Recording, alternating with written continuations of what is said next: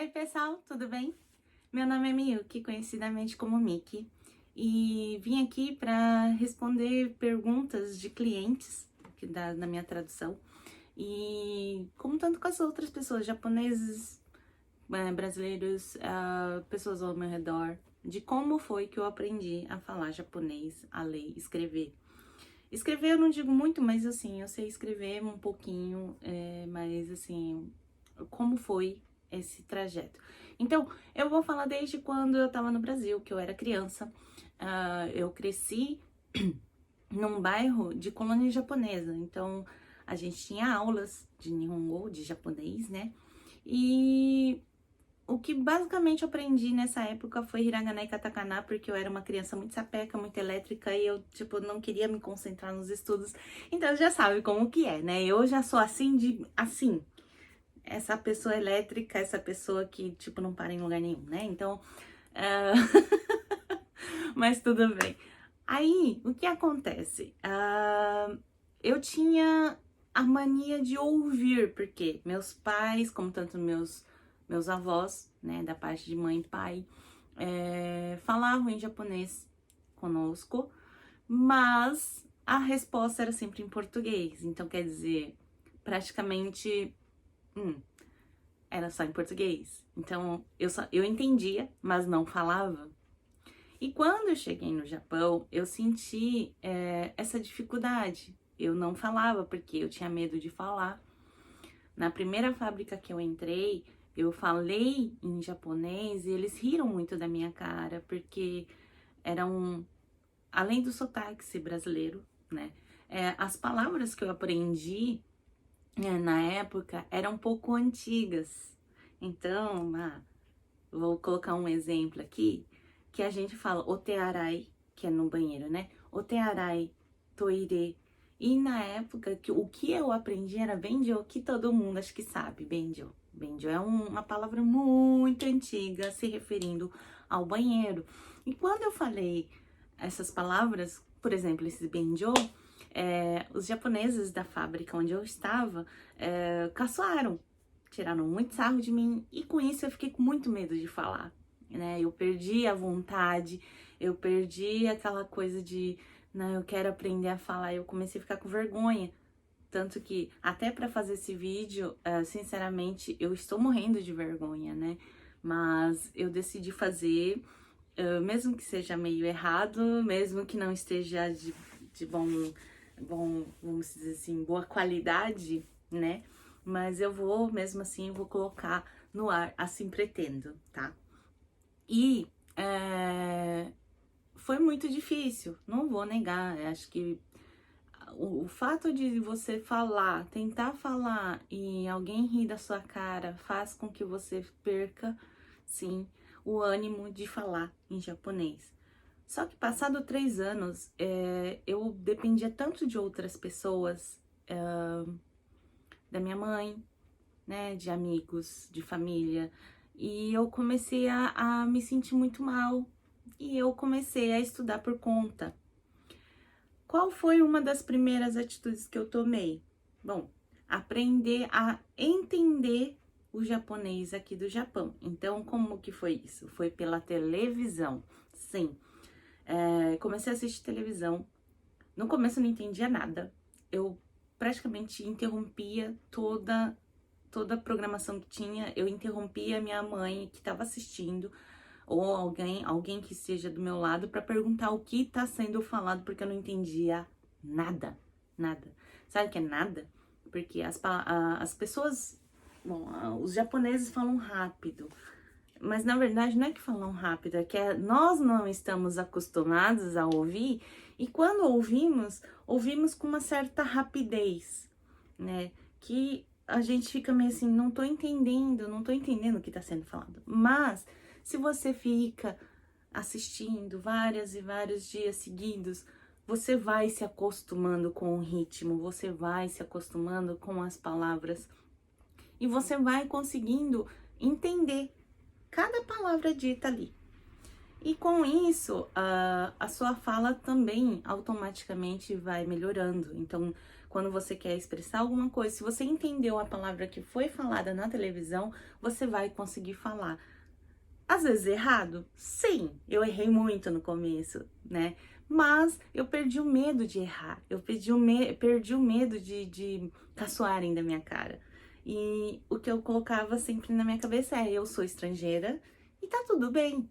E é isso que eu quero que vocês também tenham, principalmente para quem tá querendo aprender a falar japonês, é uma dica que eu dou, tá?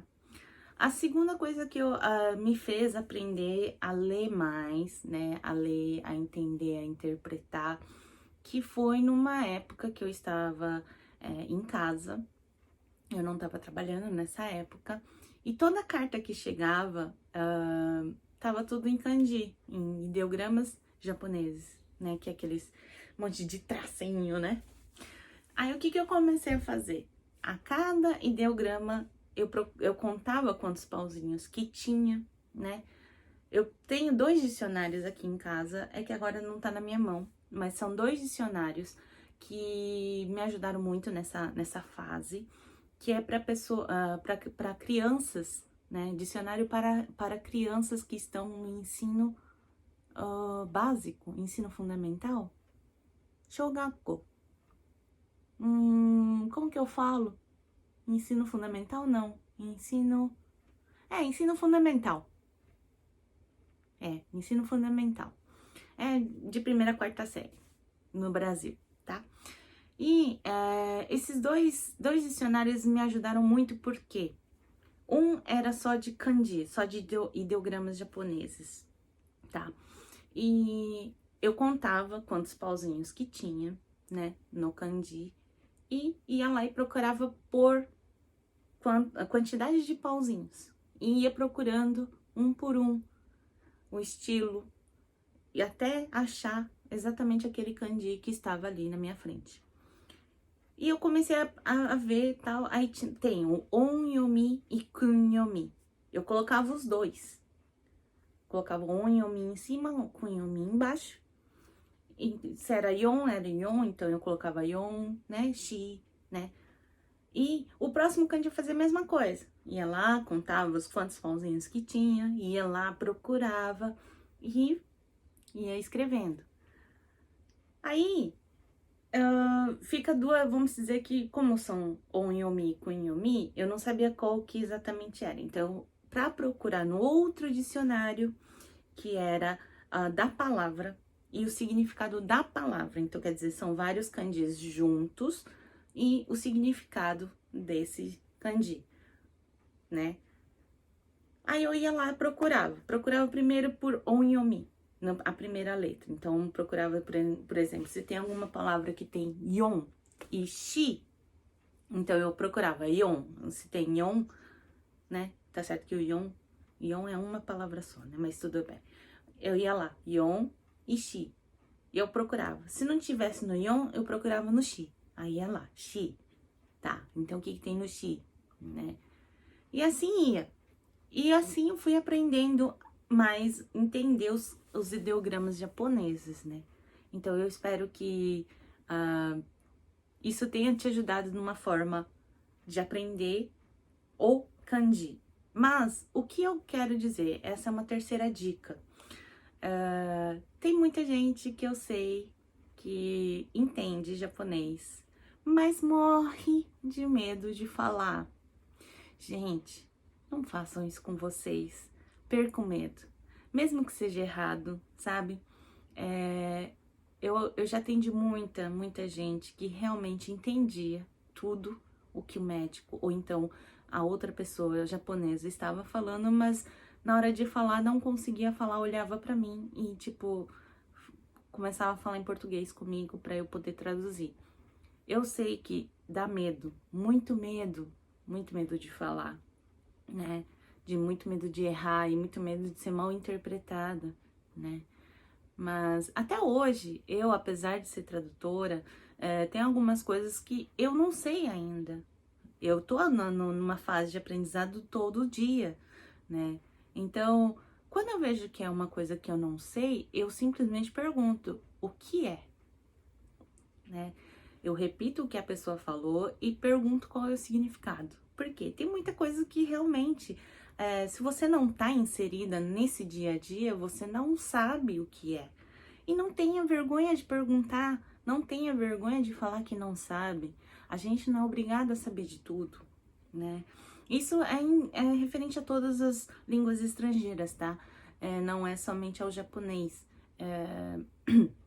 Exemplo, eu trabalhei numa empresa de telefonia aqui do Japão, né? Eu trabalhei como atendente, staff, e eu lidava com brasileiros, com filipinos, com peruanos e com japoneses. Então, com japoneses eu tive que usar um linguajar muito mais polido, porque aqui no Japão tem que o cliente, ele é o Deus. Então você não pode maltratá-lo, você sempre tem que tratá-lo muito bem, né? Então, a conversação formal foi um pouco difícil para mim no começo. Eu realmente não sabia falar. Eu fiquei muito travada. Eu falava errado, né? Mas, sabe, se você vai tentando, se desafie todos os dias, sabe? Todos os dias se desafie para falar, nem que seja errando, né? A outra pessoa vai tentar entender também. E quem não tentar entender, meu, não esquenta, não ligue para o que os outros estão pensando de você, né? Essa é uma dica, assim, que eu acho que é de ouro, né? Não ligue para o que os outros pensam de você. Não se importe. O importante é você perder o medo, né, de realizar esses sonhos, de colocar em prática o que você sabe ou o que você tá aprendendo, né? Então, assim, eu tô fazendo esse vídeo, por exemplo, mas eu, pra falar a verdade, não tenho experiência com isso. Eu morro de vergonha também, né? Mas eu falei, vou botar a cara a tava, porque eu quero me comunicar, eu quero passar o que eu aprendi durante esses anos, né, pra frente. Eu não quero ficar guardado só pra mim. Aprendi muito, apanhei muito, sofri muito, tive problemas de saúde, sim, né, referente a muita coisa. Por exemplo, esse serviço que eu falei, que eu trabalhei numa empresa de telefonia aqui do Japão, apesar de tudo, me fez mudar até meu comportamento um pouco, né? Mas aí isso não vem ao caso agora, esse é para um próximo vídeo, né? Quem sabe um dia que eu tiver com coragem de falar sobre toda essa situação. Mas quem sabe, quem me acompanhou nessa época sabe, quem estava comigo nessa época sabe do que eu estou falando. Mas não pode ter medo. Medo, acho que é uma das coisas que, tipo, te trava, né? Eu decidi fazer esse vídeo porque era uma coisa que me deixava com medo. Era uma coisa que, tipo, eu morria de medo do que vão pensar de mim, do que vão falar de mim.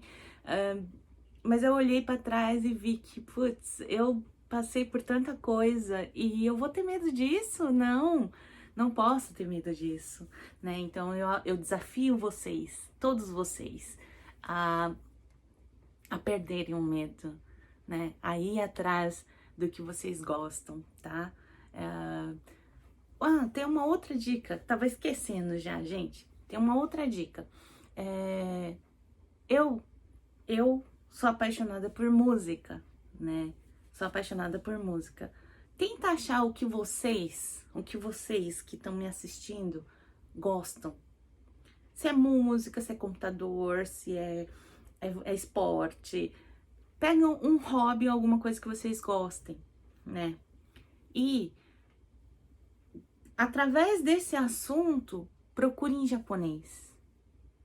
Procurem vídeos em japonês, áudios em japonês, para referente a esse assunto que vocês tanto gostam. Uma coisa é você aprender se divertindo. E você aprender se divertindo entra muito mais fácil na sua cabeça do que você aprender uma coisa assim que não tem nada a ver com sua realidade, que você não gosta. aprenda com que você se diverte, aprenda com que você se sinta feliz, se sinta realizada. Ou realizado, perdão. Eu tô falando no meu caso, realizada, né? Mas tem homens também provavelmente assistindo esse vídeo, então eu não posso deixar de colocar o também, né? Tá bom? Então é isso.